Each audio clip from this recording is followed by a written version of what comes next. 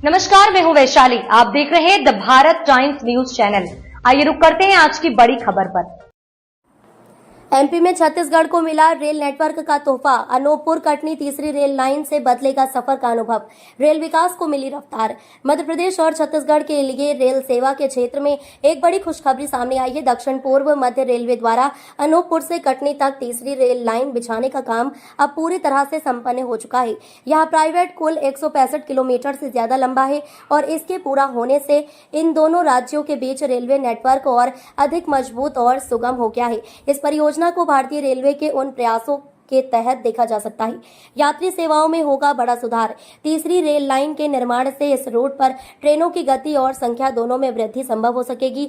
अब तक इस सेक्शन में केवल 2 लाइनें होने की वजह से कई बार ट्रेनों को रोका जाता था, जिससे यात्रियों को विलंब का सामना करना पड़ता था, लेकिन अब तीसरी लाइन की उपलब्धता से ट्रेनों का संचालन निर्बाध होगा।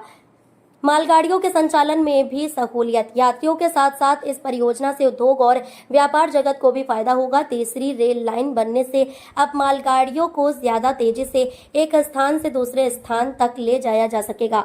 इससे खनिज, सीमेंट, कोयला, खाद्यान्न जैसे आवश्यक माल की आपूर्ति सुचारू रूप से हो सकेगी। क्षेत्र में संचालित बिजली घर, कोयला खाने और अन्य भारी उद्योगों के लिए यह लाइन एक जीवन रेखा साबित हो सकती है। स्थानीय लोगों को मिलेगा रोजगार और सुविधाएं। रेल लाइन निर्माण और उसके रखरखाव में स्थानीय लोगों को भी काम मिल रहा है, जिससे रोजगार के अवसर बढ़े हैं। साथ ही नई रेल लाइन के कारण यात्रियों को अब ज्यादा ट्रेनों का विकल्प मिलेगा। इससे छोटे स्टेशनों पर रुकने वाली ट्रेनों की संख्या भी बढ़ सकती है और गांव देहात से जुड़े लोगों को यात्रा में सुविधा मिल सकती है। पर्यटन को मिलेगा बढ़ावा। अनूपपुर और कटनी जैसे क्षेत्र न केवल औद्योगिक दृष्टि से महत्वपूर्ण है, बल्कि पर्यटन की दृष्टि से भी खास हैं।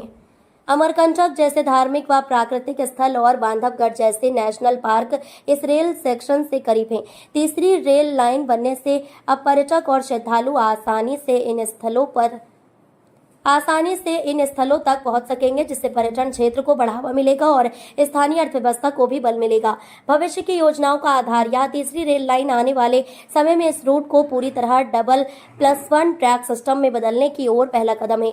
इससे भविष्य में हाई स्पीड ट्रेनों और एक्सप्रेस मालगाड़ियों के संचालन की राह भी खुलती है।